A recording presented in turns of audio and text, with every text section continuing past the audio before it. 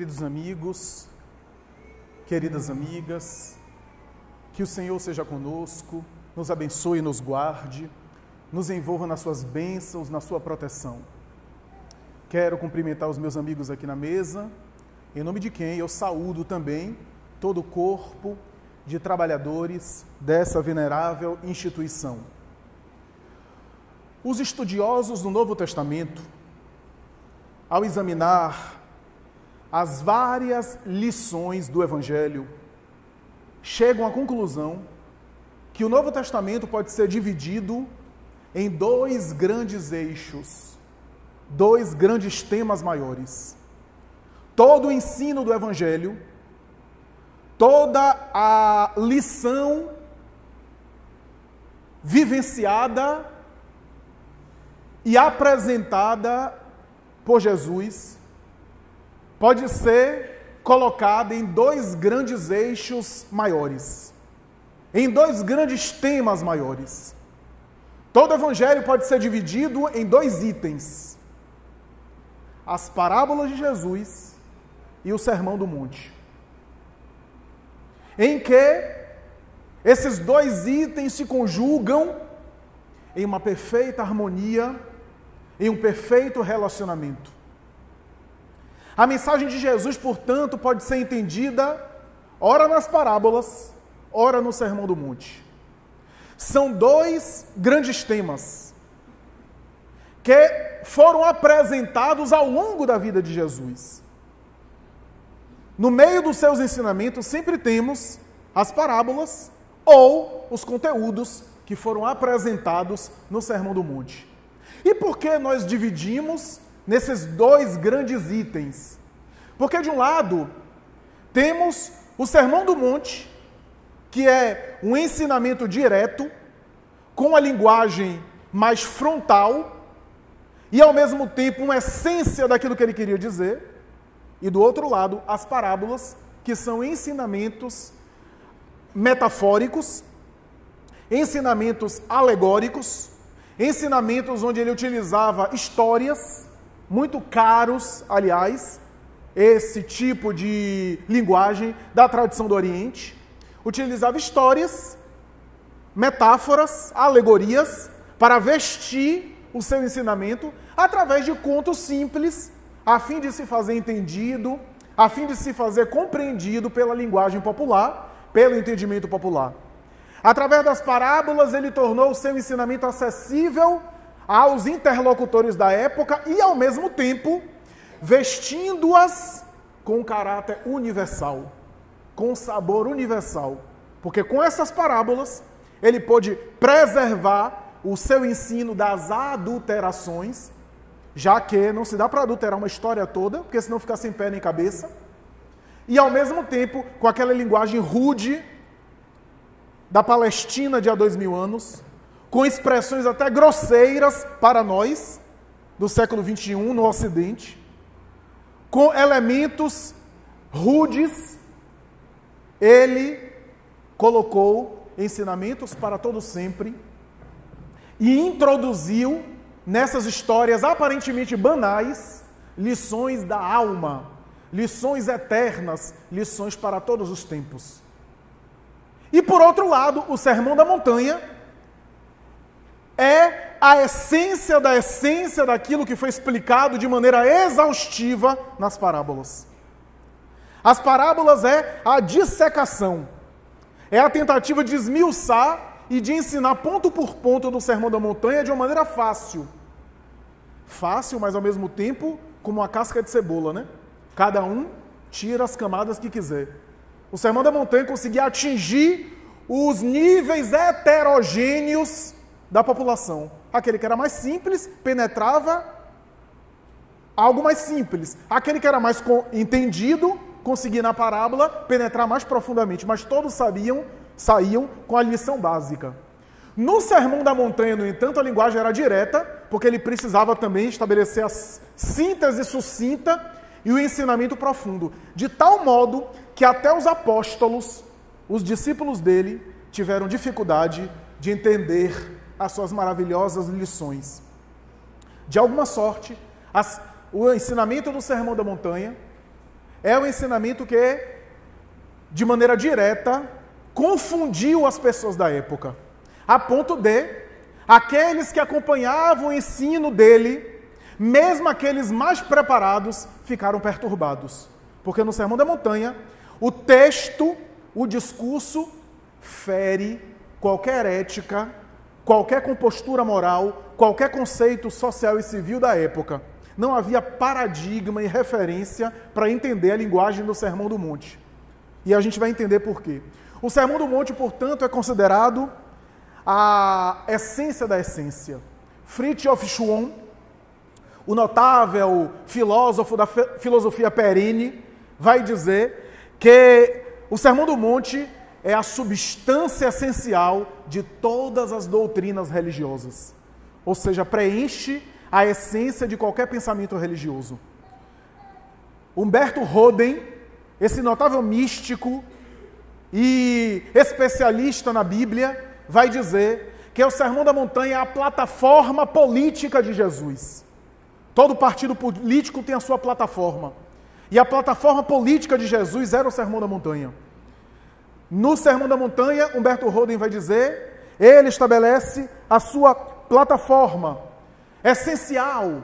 Mahatma Gandhi diria mais tarde, o Sermão da Montanha é o texto mais memorável da humanidade.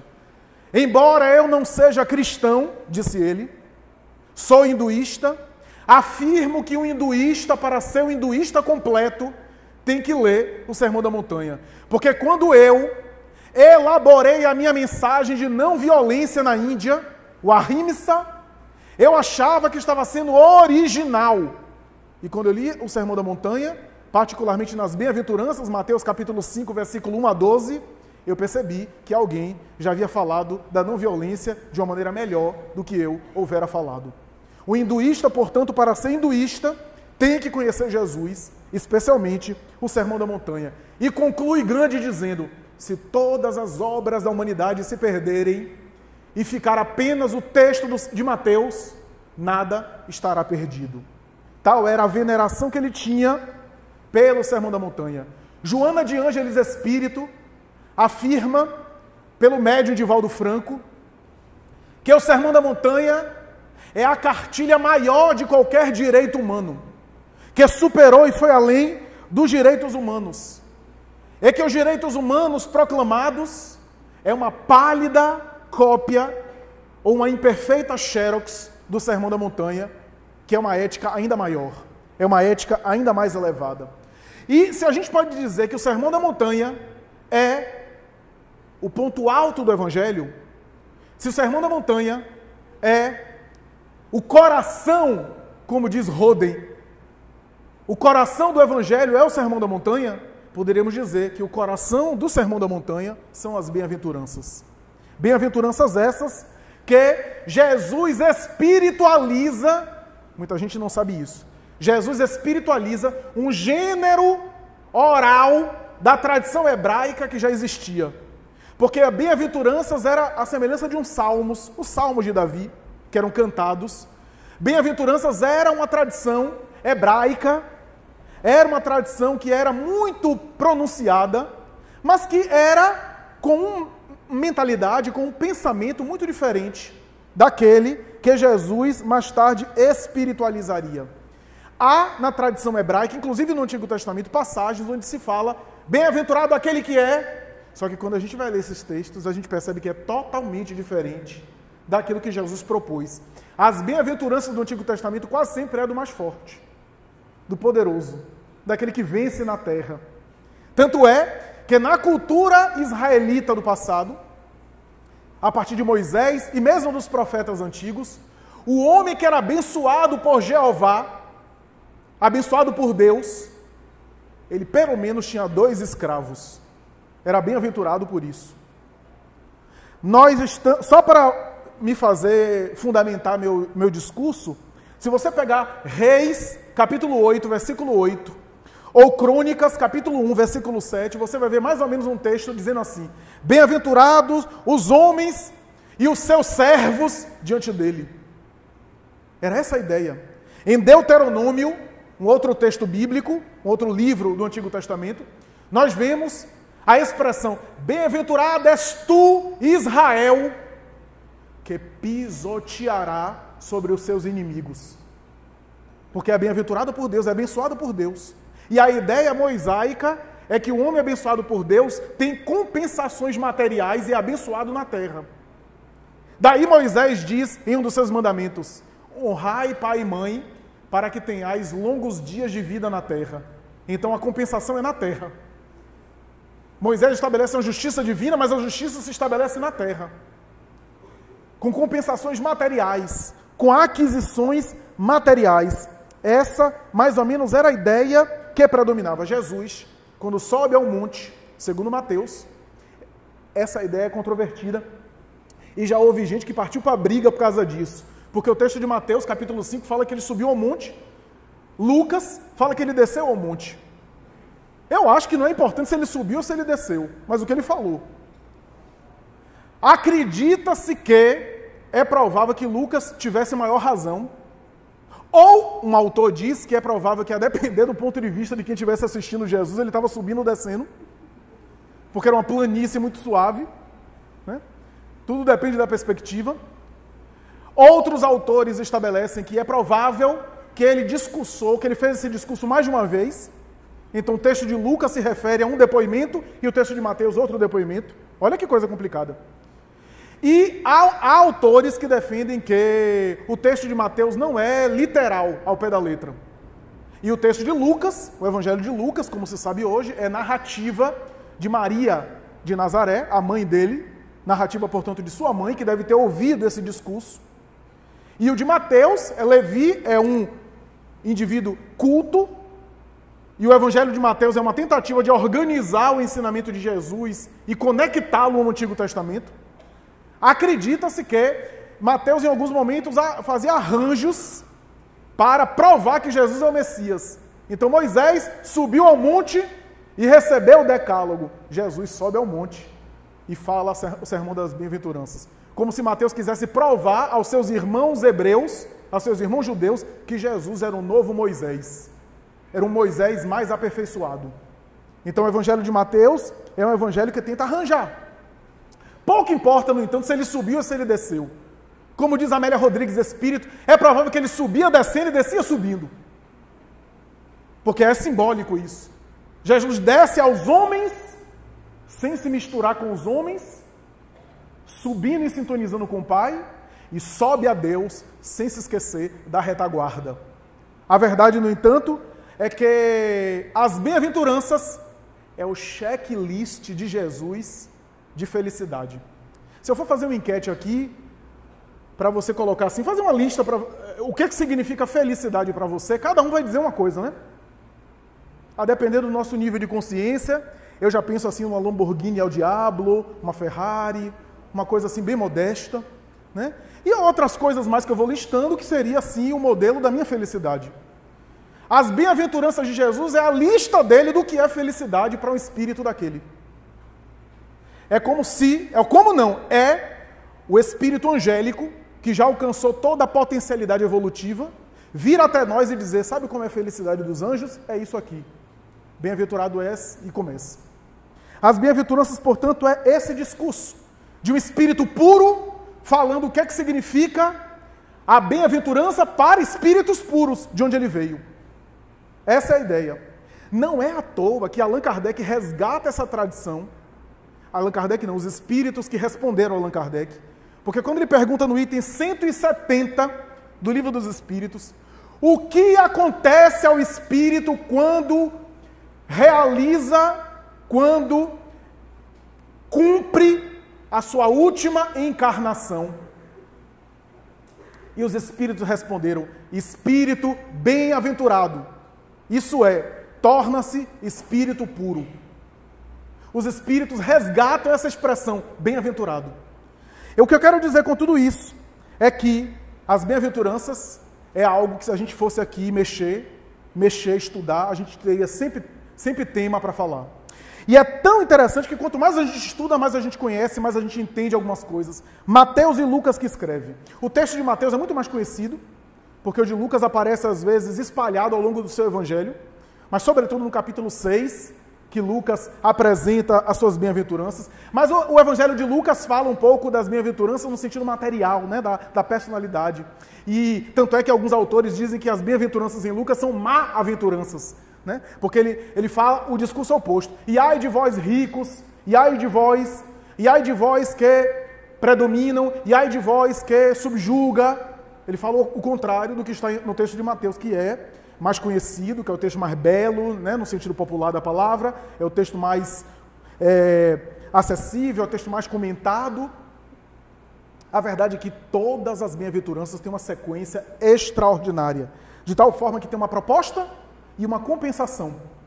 Primeiro tem um desafio, e se você consegue viver aquele desafio, você tem uma compensação positiva. E há uma ordem.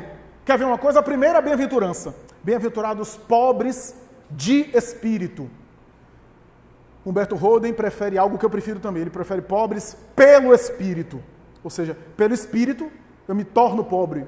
Eu opto por ser pobre. Né? Essa bem-aventurança já foi muito mal compreendido. Alguns preferem pobres em espírito.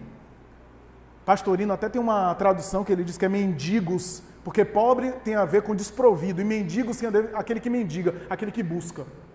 Aquele que busca o espírito, que parece também ser algo interessante. Mas o pobre pelo espírito eu me faço pobre. Isso é a humildade de espírito. Humildade espiritual, não é a humildade material. Porque nem sempre a humildade material quer dizer simplicidade do coração. Tem gente que não tem onde cair viva, porque cair morto cai em qualquer lugar. E é um poço de arrogância. A gente vai ajudar, a pessoa até nos trata mal. E tem gente que está coberto de joias e é de uma simplicidade, de uma doçura. Então não tem nada a ver, porque na Idade Média o povo levou isso ao pé da letra. E achou que humildade é a pessoa viver acabada, desgraçada, desprezada, se maltratando. Não, isso daí é transtorno psiquiátrico. Qualquer psiquiatra que recebe um paciente que está acabado, com roupa furada, desgrenhado, vai suspeitar de depressão no mínimo. Falta de higiene. Então, coitado, ele é tão humilde que nem toma banho. Não, ele é imundo. Não tem nada a ver com humildade. Humildade não é uma coisa de aparência. É uma postura interior. A gente não vê no Evangelho Jesus acabado para dizer que era humilde. Não, a humildade dele era interior. Era a simplicidade do coração. Era a postura interior. Então, a humildade de espírito. Por quê? Pobre de espírito é humilde de espírito. Porque tem muita gente que é rico de si. Rico do ego. O pobre de espírito é pobre de si mesmo. É nesse sentido. Ou seja, a humildade de espírito.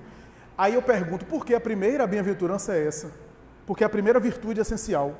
Sem a humildade verdadeira, a gente não consegue nada. A humildade não é suficiente para a minha plenitude. Mas é indispensável. Não é a única virtude essencial, mas sem ela eu não consigo o resto. Por quê? Porque se eu, por exemplo, não vou para a palestra não, porque eu já sei tudo. Eu já sei tudo, já conheço esse tema. Bem-aventurados puros de coração, já sei, já li muito. E eu me privo de aprender mais. Toda pessoa que é muito cheia de si, se fecha a evoluir. Se fecha a crescer. A humildade me coloca numa atitude que eu cresço mais. Por isso que tem um ditado que diz: o ignorante sabe, tem certeza, o sábio desconfia. Porque quanto mais ele é sábio, mais ele sabe, mais ele percebe aquilo que ele não sabe, mais ele tem ciência daquilo que ele ainda não sabe. Mas o ignorante não, como ele está limitado, ele acha que ele é o dono da verdade com aquela coisa pouca que ele tem. Quanto mais a gente conhece, mais a gente sabe das coisas, mais a gente percebe o quanto a gente tem que crescer e evoluir. É a ideia de Sócrates, né? Só sei que nada sei. Então, bem-aventurados os pobres de espírito. Daí é a humildade. Por isso que a humildade vem de humus, né? Terra, é a base. Daí Jesus lavar os pés dos apóstolos.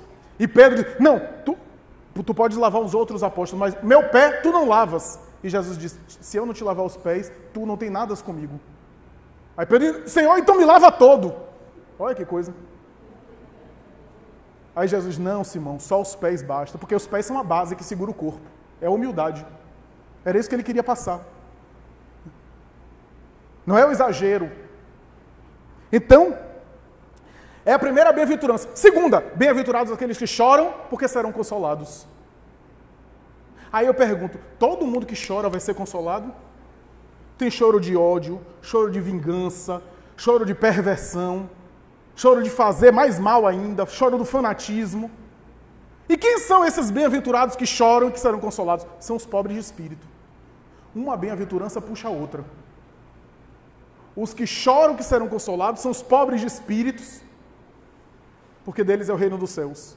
Então os pobres de espírito são aqueles que choram que serão consolados. Então, as bem-aventuranças estão conectadas, essa é a ideia. Terceira, bem-aventurados os mansos, porque herdarão a terra. Olha que coisa, herdarão a terra. Por que herdar a terra? Porque os mansos, os pacíficos, isso é, aquele que se dominou, que se controla, que tem autocontrole de si, que dominou as suas violências internas, que já tem controle da sua agressividade, herdará a terra. Por quê? Porque tem mais qualidade de vida, porque somatiza menos, diz inclusive as ciências psicossomáticas, inclusive que permanece espiritualmente na terra, né? Aqueles que são pacíficos permanecem acompanhando o progresso, e aqueles que entram em falta de sintonia com o progresso coletivo acabam por ficar deslocados do progresso espiritual. Assim explica a doutrina espírita. Essa é a ideia do exílio espiritual. Não é exílio porque não, você não vai reencarnar mais nesse planeta porque você não merece, vamos castigar você. Falta de sintonia vibratória, falta de conexão. Então os mansos herdarão a terra. É interessante porque assim, esse autocontrole nos dá liberdade, né? Quem não controla a si mesmo não consegue ser livre, diz Emmanuel. A princípio eu não entendi essa frase. Mas pare para pensar. Se você não consegue dizer não a você, você não tem liberdade. Você é escravo das suas paixões. Você é escravo dos seus vícios. Para você ser livre, você precisa dizer não, inclusive para si. Que coisa interessante, porque aí eu tenho domínio de mim mesmo. Então, bem-aventurados os mansos, porque herdarão... Interessante que futuramente tem uma outra passagem lá na frente, uma outra bem-aventurança, uma das últimas, que vai falar bem-aventurados os pacificadores, porque serão chamados filhos de Deus. Olha que coisa interessante. Os mansos herdarão a terra. Os pacificadores serão chamados filhos de Deus. Herdar a terra é bom, mas ser filho de Deus é melhor. Porque cada bem-aventurança dá ensejo a uma outra compensação melhor. E por que uma futura é pacificador? Porque o pacificador é aquele que faz a paz, aquele que produz paz. Mas para eu produzir paz, primeiro eu tenho que ser manso. Primeiro eu tenho que me dominar, ter controle sobre mim mesmo, para depois produzir a paz coletiva. Então vejam que as bem-aventuranças é um código extraordinário. Próxima, bem-aventurados que têm fome e sede de justiça, porque serão saciados. Aqui já deu pano para discussão muito. Na antiga Palestina, a ideia de sede de justiça tem uma colocação aqui. Justiça na Palestina não é a justiça que a gente entende do ordenamento jurídico apenas, não. Lei, Torá, que é a expressão de lei, era Deus, era a manifestação de Deus. Então, justiça ou lei era não apenas a justiça divina, mas um amor divino também. Daí, Sadik, em hebreu antigo, era o justo, que é sinônimo de o santo. Olha que coisa. Deus é chamado de o justo dos justos. E um profeta é chamado o justo. Então veja que o justo não é o justo que a gente compreende aqui, não. Justiça tem a ver com santidade. Daí Allan Kardec estilizou a expressão lei de amor, justiça e caridade. Está tudo junto. É uma lei só. Amor, justiça e caridade. Então, é uma expressão que está presente ali no Antigo Testamento. E por que sede de justiça? Sede de aprimoramento, sede de santidade, sede de evolução espiritual. Porque serão saciados. Quem lê o Nosso Lar, do Espírito André Luiz, vai ver um capítulo chamado Amor, Alimento das Almas. E há uma conversa de Nosso Lar com outros espíritos, que os espíritos... Olha, André, os espíritos que acabaram de desencarnar e vêm para cá, ainda muito apegados à matéria, não superados às sensações do corpo, alguns inclusive com o estômago, porque o espírito desencarna, diz a doutrina espírita, e embora não tenha corpo, às vezes fica com os condicionamentos psicológicos. E aqueles muito fortes repercutem e geram repercussão no perispírito daquilo que Allan Kardec falou de reminiscência. Então o indivíduo não tem corpo, mas tem os desejos, que não conseguiu superar. Então isso é interessante. Os vícios, por isso que os vícios atormentam o espírito. Porque ele tem um vício, mas não tem um corpo para saciar o vício. E vive um tormento no além-túmulo. Essa é a literatura. E aí o espírito que estava com o André disse assim, olha André, aqui a gente tem alguns elementos fluídicos para saciar o estômago, para dar uma sensação de comida, de fome, para aqueles que ainda estão se desvencilhando do apelo do estômago. E tinha uma sopinha lá, aquela coisa. Quem leu o capítulo nosso lá sabe o que eu estou falando. E aí ela diz, só que aqui o amor é o alimento das almas. À medida que a alma vai se aprimorando, ela vai dispensando disso, e aqui o que alimenta as almas é o amor. E é verdade, até em nós, enquanto encarnados. É porque a gente só se alimenta de coisa ruim. Quer ver uma coisa? Você tem uma notícia ruim hoje. Perdi a fome. Perdi o apetite. Perdi o sono. Por que com as coisas ruins a gente é afetado a ponto de se sobrepor à necessidade fisiológica básica? Um dia a gente vai fazer isso com outras, para um fim positivo. Já acontece isso com alguns espíritos missionários. Marlene Nobre, já contei aqui, que quando foi conhecer Chico Xavier, ela disse que tinha 20 e poucos anos, Chico Xavier já tinha mais de 50. Ela disse, eu fui conhecer aquele homem empolgada, espírita, jovem, recém-casada, com Freitas Nobre, fui conhecer Chico, em Uberaba, ele já estava em Uberaba, eu não aguentei acompanhar ele durante uma semana. Porque no primeiro dia, eu fui acompanhá-lo, a trajetória dele, atendimento quilométrico de filas com pessoas. Eu já não aguentava mais na fila acompanhando ele, e ele atendendo as pessoas. Fale mais, minha filha, diga mais, eu quero ouvir mais. E eu já não aguentava mais. Aí acabava, não sei quantas horas da noite, e depois ia para o grupo espírita da prece, ele começava a psicografar meia-noite, com a equipe com ele. Aí psicografava 1, 2, 3 da manhã. 3 da manhã, o povo que estava na equipe com ele, uns já tinham ido no banheiro, ele sem levantar, na cadeira. Outros foram para casa tomar banho, jantaram, voltaram. 4 da manhã, já tinha gente da mesa que já havia desencarnado, já estava se comunicando por ele. Já estava psicografando por intermédio dele. Às 5 da manhã ele saiu com as mensagens e ia ler para o público. Tranquilo. Aí voltava para casa. Aí, Marlene Nobre disse que um dia acordou lá pelas 7h30, 8 da manhã e perguntou a Luísa Xavier, irmã dele, cuja casa ela ficava hospedada. Dona Luísa, Chico já acordou? Ele disse, minha filha nem foi se deitar ainda. Tranquilo, sem estar irritado. Se eu perder sono, eu fico querendo morder a pessoa. E ele tranquilo. Veja que coisa. Ele se alimentava daquilo. Ele se nutria psiquicamente daquilo. Eu estou dizendo para você ficar sem dormir, não é isso. Não é isso que eu estou dizendo. Estou dizendo para você deixar de comer? Não é isso. Estou dizendo para você ser vegana, vegetariano? Não é isso. Eu estou dizendo o contrário. Que à medida que você se espiritualiza, isso vem como consequência. Isso é uma consequência. Não é você deixar de comer para ser espiritualizado. É você se espiritualizar, que aí as necessidades da matéria vão ficando menores. Sexo, estômago, sono. Essa é a ideia. Está presente. Então, essas almas espiritualizadas... Marlene Nobre ainda disse assim, tinha dia que depois de todo o trabalho ele passava num bar, chamado Bar 1001. O dono do bar, era um bar 24 horas, em Uberaba. O dono do bar disse, seu Chico, vem aqui tomar um cafezinho. Ele entrava, ainda tomava um cafezinho, que ele adorava café. E aí o dono do bar dizia, seu Chico, eu não quero ser espírita nunca na minha vida. Eu disse, por quê? Porque é uma religião de quem não dorme. E Chico disse, dorme, meu filho. Tem muito espírita dormindo, até mesmo na sessão mediúnica, dizendo que está incorporado.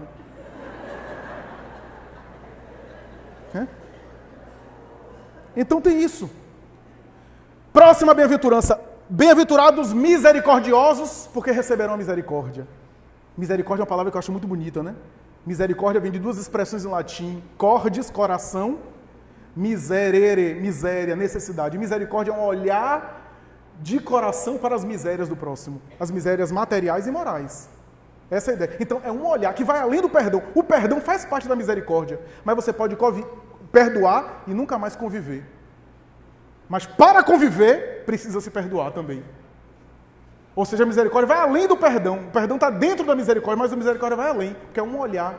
Porque se você não for misericordioso, você vai ser tão intolerante, que até o copo de água, metade vazio, eu vou ficar reclamando. Eu não vou olhar o copo de água que está cheio. Eu vou olhar o copo de água que está faltando a água. Se eu não for misericordioso, se eu não tenho esse olhar do coração, eu vou sempre ter motivo para reclamar. E eu posso receber o mundo aos meus pés e vou estar sempre insatisfeito. Então, o olhar de misericórdia inclui perdão, tolerância, compreensão. Não é conivência, não é concordar com o erro, mas é compreensão fraternal.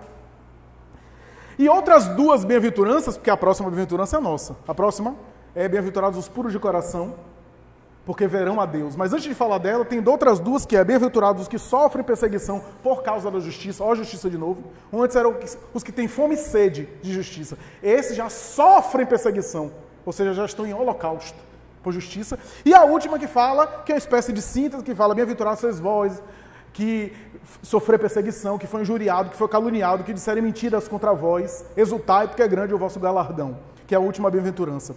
Bom, eu vou me concentrar agora no nosso tema, que é os puros de coração. Até meia-noite a gente acaba. Bem-aventurados os puros de coração, porque verão... É brincadeira, viu? Porque verão a Deus. Os melhores autores dessa bem-aventurança, essa bem-aventurança é riquíssima. Se eu fizesse essa palestra 3, 4 vezes, eu faria palestras diferentes sobre a mesma passagem. Curiosamente, ao pesquisar sobre essa bem-aventurança, eu não encontrei no nosso canal uma palestra sobre essa bem-aventurança. Tem quase de todas, menos essa. Mas é riquíssima. Porque, primeiro, bem-aventurados os puros de coração, porque verão a Deus. Isso foi mal entendido. Pureza foi entendida de uma forma muito negativa, inclusive na Idade Média, no cristianismo medieval. Essa passagem era entendida na Idade Média como símbolo de castidade sexual. A ideia de pureza, que é uma distorção que não tem nada a ver com a mensagem de Jesus. Entenderam que sinônimo de pureza era abstinência sexual. Aí a gente tinha Torquemada, inquisidores da Idade Média, pessoas cruéis, que no entanto eram celibatários e eram o exemplo da perversão. Então, pureza não pode ser isso. É essa ideia distorcida em relação à sexualidade que distorceu o pensamento cristão original, principalmente na Idade Média. Então, houve muito erro em relação a essa passagem. Por isso, os teólogos da Bíblia de Jerusalém, uma das traduções que eu mais gosto, e agora o Dr. Haroldo Dutra Dias também traduziu da mesma forma, essa passagem é traduzida atualmente pelos melhores estudiosos como limpos de coração. Limpos de coração. E eu vou explicar por que faz a diferença. Se você pega um copo como esse, que está sujo, limpar é retirar. À medida que retira-se, fica limpo. Fica claro. Ou seja, a sujeira é um embaraçamento. Tem uma tradução que kairos, né? Em grego, que traduzido ao português ficaria desembaraçado. Bem-aventurados desembaraçados. Né? Ou seja, é retirar. Quando a gente limpa, a gente retira. Olha que coisa interessante. À medida que a gente retira. Ou seja, os limpos de coração são aqueles que retiraram camadas. Retiraram escamas. Talvez a evolução espiritual seja de retirar. Porque a potencialidade espiritual da perfeição eu já tenho. A semente eu já tenho. Eu tenho um potencial. Jesus é a semente que já deu árvore, ou melhor, já deu fruto. Os espíritos inferiores ainda estão em semente. Mas saídos de Deus, todos nós temos a potência divina. Deus não nos criou perfeitos, nos criou perfectíveis para a perfeição. Então, talvez a evolução espiritual é retirar essas camadas. Limpos de coração, porque verão a Deus. Olha que coisa interessante. Se eu limpo, se esse copo está sujo e eu limpo, eu vejo o conteúdo do copo. Eu consigo visualizar. Se estiver sujo, está cheio de impureza, eu não consigo perceber. Se eu tenho um óculos que está sujo, eu não consigo ver direito. Limpar é retirar para ver. Ver a Deus. Olha que passagem muito interessante, que símbolo interessante. Porque os hebreus tinham a ideia da limpeza como ritual de comer com as mãos limpas, faziam várias limpezas, era um ritual repetitivo de limpeza, todo um ritual, limpava uma mão, limpava a outra, fazia orações, porque eles consideravam aquilo sagrado. Era uma observância rígida sobre esses condicionamentos. Então Jesus, quando fala da limpeza, da higiene do coração, deve ter escandalizado.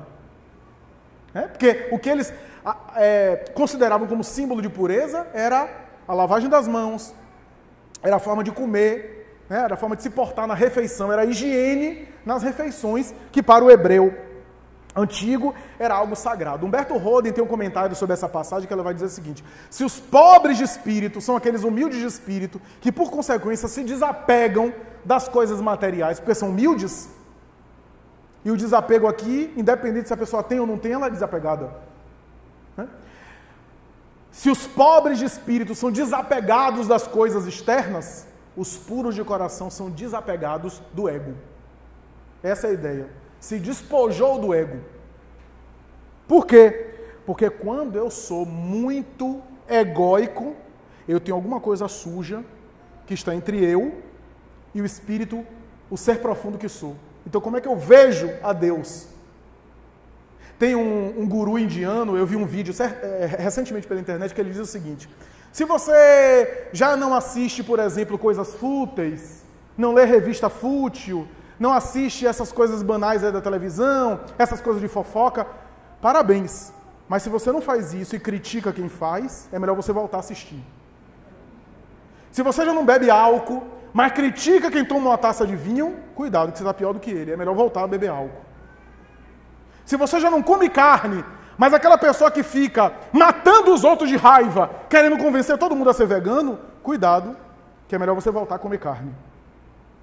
O que ele está dizendo aí é algo que a gente precisa rever, que é o seguinte: Emmanuel disse isso de outra forma, ele diz o seguinte, que as atitudes sem pensamento e sem sentimento não são atitudes completas.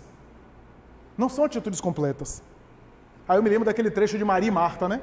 Marta ficava na cozinha preparando a comida, não que a comida não fosse importante, e Jesus conversando com Maria. E aí Marta veio e disse: Senhor, pede para Maria se levantar e para ir comigo na cozinha para preparar as coisas. E Jesus diz: Marta, Marta, por que estás tão ansiosa? Maria escolheu a melhor parte. Que parte? Ele era a melhor parte.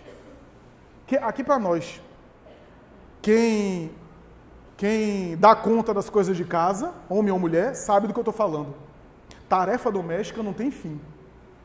Não acaba nunca. Então, ela ia ter muita coisa ainda para fazer, mas ele era a única vez que estaria ali. E nunca mais. Era isso que ele queria dizer. Ele não estava condenando a atividade braçal de Marta. Mas ele estava querendo dizer que só a atividade braçal não gera a evolução espiritual completa. Emmanuel, na obra Pensamento e Vida, vai dizer o seguinte: se a atividade braçal fosse sinônimo de evolução espiritual, o umbral só teria gente evoluída. Porque nas zonas inferiores, umbralinas, o que tem de movimento para lá e para cá não está no gibi. A evolução não pode ser apenas um ativismo exterior. É isso que ele está. E é isso que tem a ver os puros de coração. Os puros de coração é o seguinte: cuide dos seus sentimentos. Cuide também do seu nível interior. Eu vejo gente até no meio espírita dizendo: eu não aguento mais fazer a caridade. A caridade está me matando. Já pensou a caridade matar os outros? Isso não é caridade. A pessoa está fazendo o trabalho espiritual, estressada, largue o trabalho espiritual. Porque se você desencarnar assim, vai desencarnar mal. O trabalho espiritual é para você se iluminar. Se está te deixando insatisfeito, irritado e estressado, alguma coisa não está boa, não está bem. A atitude do bem é para me iluminar através da ajuda que eu faço ao outro, mas não iluminar o outro. A tarefa é de autoiluminação. Só que eu não me ilumino sem estar purificando meus sentimentos. A tarefa é interior. Então, eu faço por fora para construir por dentro. Já falei isso aqui, né? Em algumas outras palestras. A obra exterior é muito boa quando o indivíduo aproveita. Quando a gente vê uma irmã Dulce, por exemplo, o que ela fez de obra social, mas o mais importante é o que ela levou dessa obra social dentro dela para onde ela foi. Porque cadê ela? Já não está mais entre nós. Divaldo Franco, a mansão do caminho, uma hora não estará entre nós. Espero que muito mais lá na frente, que Divaldo Franco é que nem a Rainha Elizabeth. Imortal. O resto todo mundo desencarna, só ele não. E que bom que seja assim. Que a Terra precisa desses missionários. Divaldo Franco, a obra que ele fez extraordinária, mas todas as obras materiais um dia acabam. Só que para onde ele for, ele vai levar uma mansão do caminho dentro dele.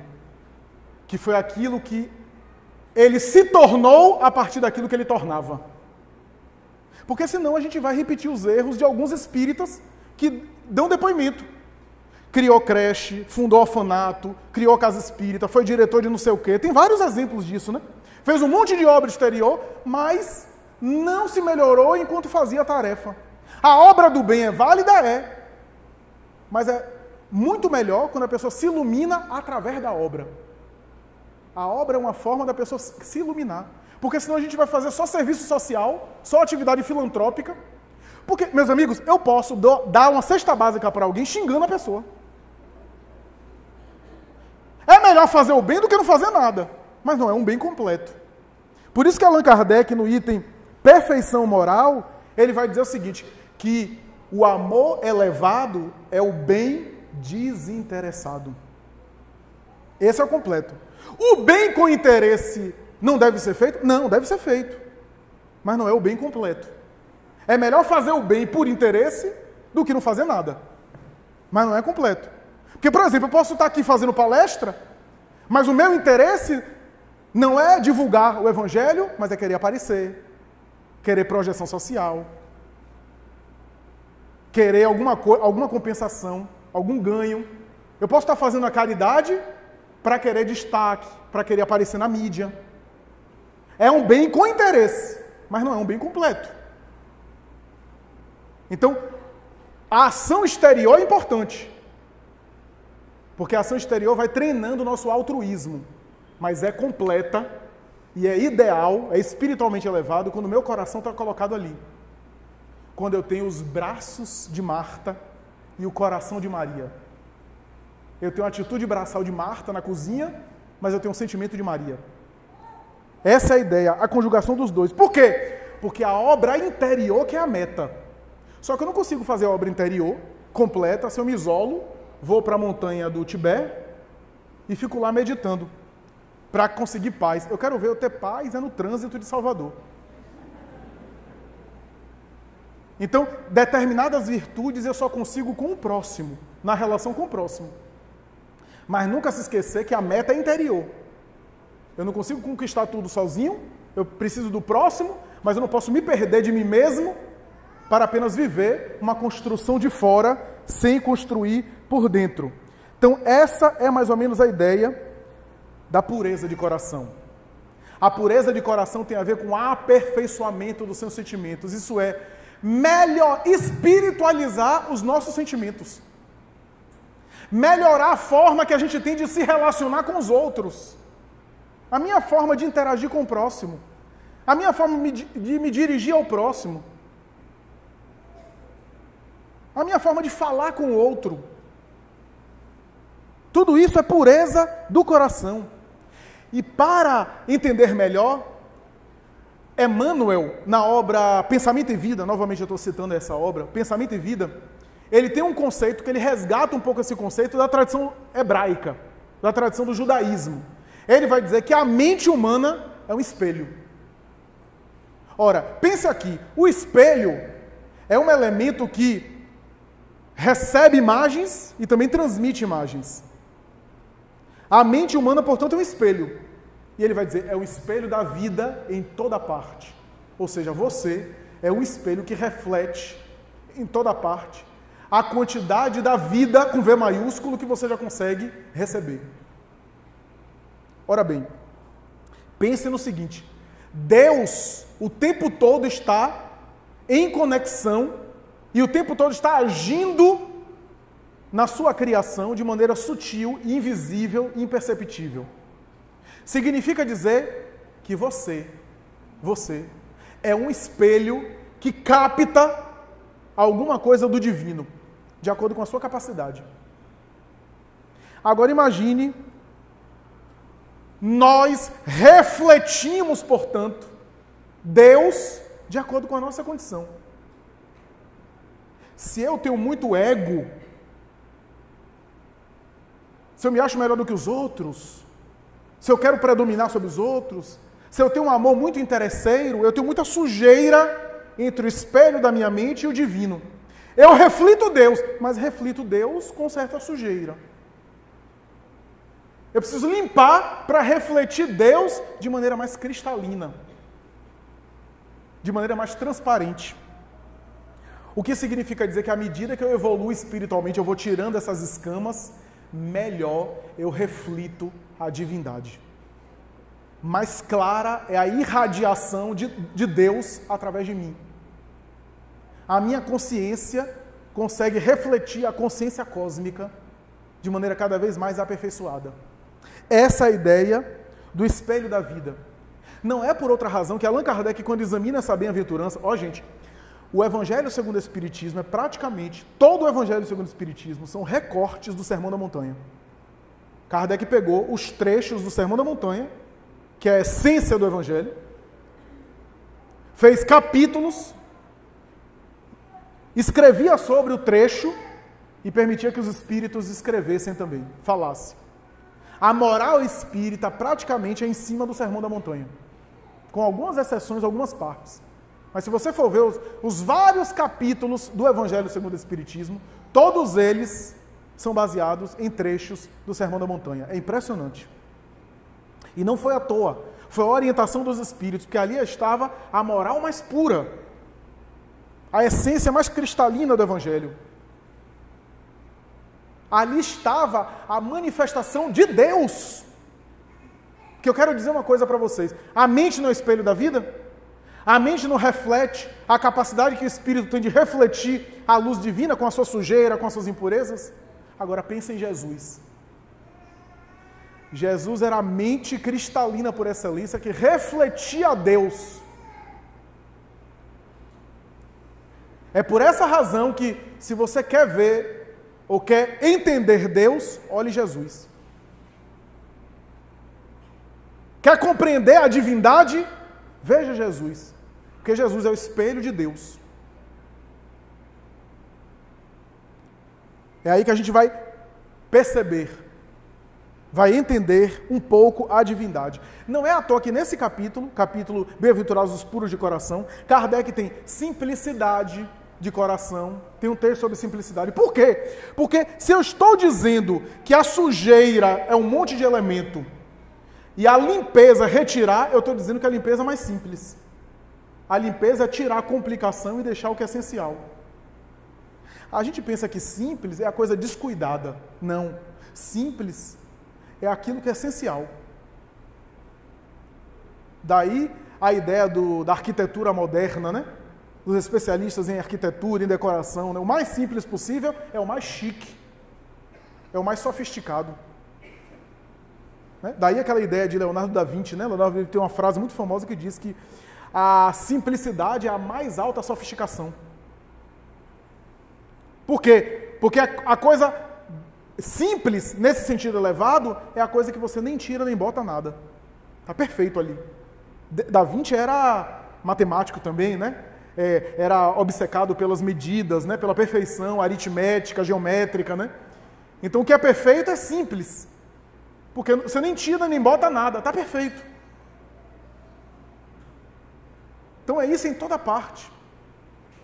Daí Allan Kardec fala de simplicidade. Daí Allan Kardec cita aquela passagem, veja como Allan Kardec era sábio. Allan Kardec cita aquela passagem das crianças, né? Bem-aventurados aqueles que se fizerem igual a crianças. Por quê? Porque criança, não é que a criança seja pura, porque o espírito às vezes não é puro, o espírito é velho ali. Mas a criança passa um símbolo de pureza, porque o cérebro não está totalmente em formação, a criança é espontânea. Como é espontânea, não tem aquela preocupação das aparências do ego. Estou falando de via de regra, de modo geral. Né? Então, ela é espontânea, ela é mais transparente. Olha a coisa do transparente. E Jung tem um texto que ele vai dizer o seguinte, eu citei até recentemente, foi recortado, colocado nas redes sociais. Jung vai dizer que tem algo da criança que é essa coisa de ser transparente, de buscar, de ter iniciativa, de explorar o mundo, de ter inúmeras possibilidades que nós adultos vamos perdendo. Mas Jung vai dizer que o processo de amadurecimento psicológico é aquele processo no qual o indivíduo mergulha de tal forma para dentro que ele descobre um oceano de possibilidades, uma riqueza de potencialidades que ele tem que desenvolver, e ele resgata um pouco desse aspecto infantil. É um texto muito inteligente, aliás, Jung era genial. Esse aspecto infantil, que o indivíduo resgata da infância, que ele não deve perder, que é essa espontaneidade para evoluir, essa disposição para crescer, que é esse símbolo da criança que a gente adulto perde um pouco da espontaneidade, né? Fica um pouco mascarado, um pouco cheio de coisa assim estudada, né? E Jung vai dizer isso. Talvez é isso que Jesus queria dizer com ninguém entrará no reino dos céus se não se assemelhar a esta criança. É essa a ideia, de resgatar essa dimensão. Para concluir o nosso comentário, eu me lembro que na obra Paulo Estevão, há um momento da obra que o personagem Gesiel já havia trocado de nome, já havia adotado o nome Estevão, o cristão primitivo, o primeiro mártir do cristianismo. E Emmanuel diz assim, ele trazia uma consciência cristalina, eu achei essa expressão interessante, né? Ou seja, uma pureza de consciência. Quem leu a obra sabe, um rapaz de 22 anos, com aquela postura moral elevada, é uma coisa impressionante. É uma coisa impressionante. E quando mais tarde ele gerou a fúria de Saulo de Tarso, o doutor da lei do Sinédrio de Jerusalém, e que gerou mais tarde a perseguição aos cristãos, Emmanuel vai dizer no capítulo no Sinédrio, quando Estevão é convocado, apresenta uma denúncia contra ele é convocado a comparecer no Sinédrio para prestar esclarecimentos, mas Emmanuel diz claramente, ele não estava como réu de um processo ainda, não estava ainda como réu, ele foi de boa vontade, foi solicitado e foi de boa vontade prestar esclarecimentos, não foi algemado, não estava ainda como réu, que culminou mais tarde no apedrejamento dele. Ele foi de boa vontade, sentou numa cadeira que foi localizada, ficou 2 guardas ao lado, né? E ele foi prestar um depoimento. Saulo de Tarso habilmente solicitou que ele fosse o próprio juiz, porque ele tinha um ódio, né? Ele desenvolveu uma fúria contra aquele a quem ele considerava o seu adversário. Estabeleceu um debate, só que para a surpresa geral e para o próprio Saulo, que era doutor da lei, que compreendia as escrituras, aquele jovem cristão pobre embaraçou o doutor da lei. Respondeu dentro do Antigo Testamento, demonstrando e sustentando que Jesus é o Messias. Aquilo enfureceu mais ainda. E houve um momento, quem leu a obra Paulo Estevão sabe do que eu estou falando, houve um momento máximo desse debate, que o doutor da lei perde a compostura, sai para cima do pregador cristão e dá 2 bofetadas na cara. 2 bofetadas na cara. Eu não sei vocês, mas eu fiquei me colocando no lugar do esbofeteado. Que aqui para nós, os homens sabem disso. Já pensou você e outro homem chega na sua cara e dá 2 tapas na sua cara? Não é uma coisa muito confortável de sentir. Deve ser uma coisa assim que dá um curtipio por dentro, um negócio assim. Só que Emmanuel diz na obra que Estevão olhou para Saulo. Saulo tinha 30 e poucos anos, Estevão tinha 24. Era mais jovem. Saulo era atlético, mas Estevão era muito mais. Foi escravo romano, acostumado a remar, era musculoso, acostumado a remar dia e noite ali nas galeras romanas, trabalhador do campo, agricultor.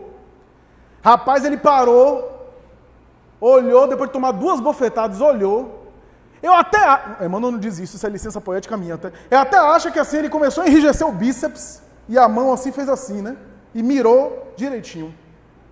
Isso é licença poética minha, tá? Emmanuel vai dizer assim, que ele teve impulsos. O impulso veio. Mas ele começou a orar a Jesus. que lhe desse forças para ter uma força maior de não entrar no mesmo nível. Ele olhou para o seu algoz e conseguiu se controlar. E começou a dizer para si mesmo, ele faz isso porque não conhece Jesus, mas eu conheço. Começou a dizer isso. Ele faz isso porque ele não conhece Jesus e eu conheço. E Emmanuel vai dizer, aquela consciência cristalina estava acabando de se purificar. A purificação dos sentimentos. Ele já tinha nobreza de conduta, mas ainda tinha reminiscências, o apelo da matéria, a reação do sistema nervoso, o lado instintivo que dorme em nosso inconsciente veio à tona. Então, o problema não é você pensar no mal, o problema não é você ser agredido e ter uma reação e ter um desejo. A questão é você se fixar no mal. Pensar no mal, espírito imperfeito, todos pensamos. Todos pensamos. Passar pela cabeça um pensamento negativo, todos nós. Não precisa ficar se atormentando com isso. E a pureza não vai ser você se atormentar, brigar com você mesmo. A purificação dos sentimentos vai ser você não se fixar nisso. Porque se você se fixar no pensamento negativo e alimentar, aí a coisa vai dar ruim. Vai dar ruim. Então ele parou, orou e conseguiu resistir. Aquela atitude dele vai gerar em Saulo, para o resto da vida, uma lembrança que ele nunca vai esquecer. Esteve assassinado, ele vai mais tarde para Damasco, em cima do camelo, tomba, antes de tombar e ver Jesus e se transformar no apóstolo Paulo, Emmanuel vai dizer que na cabeça dele só passava a lembrança do apedrejamento de Estevão. E daquele momento que ele deu as 2 bofetadas, e ele pensava, onde aquela força que ele não tinha? Porque ele tinha a força da luta corporal. Mas aquela força daquele homem de não resistir e de não devolver o mal com o mal, ele ficou impressionado a vida inteira. E foi graças àquele contato com Estevão que ele se tornou o apóstolo Paulo, o homem venerado pela tradição cristã. Então, purificar os sentimentos. Purifiquemos os nossos sentimentos, trabalhando as nossas ações, trabalhando o nosso coração, porque a vida é feita de pequenas alfinetadas, como diz o Espírito amigo. O problema não é uma alfinetada, o problema é alfinetada o dia inteiro. Uma hora incomoda e você se irrita. Se você não cuidar do seu coração, uma hora você está batendo também. Uma hora você está entrando na perturbação, porque é uma coisa aqui que te irrita, uma coisa ali que te irrita de novo, mais adiante outra coisa, depois você tem um aborrecimento, tem uma contrariedade. Se você não cuidar dos seus sentimentos, uma hora você se contamina. Tem um tempo para você. Reflexão, oração, faça silêncio interior, não precisa ser médium não, porque a gente só pensa no médium que vê espírito ostensivo. Todos temos uma mediunidade de intuição. Se você fizer oração, fizer silêncio interior, você vai captar essa rede Wi-Fi, vai sintonizar com ela, vai ter intuições maravilhosas e vai sentir as presenças. Mas sabe por que a gente não consegue isso? Por conta das sujeiras, por conta de todas as sujeiras que a gente coloca no meio do caminho. Se a gente purificar, vai ser mais cristalino. Muito obrigado, muita paz.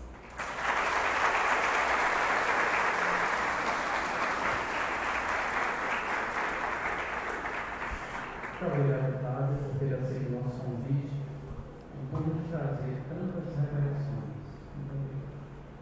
Meus amigos, vamos passar agora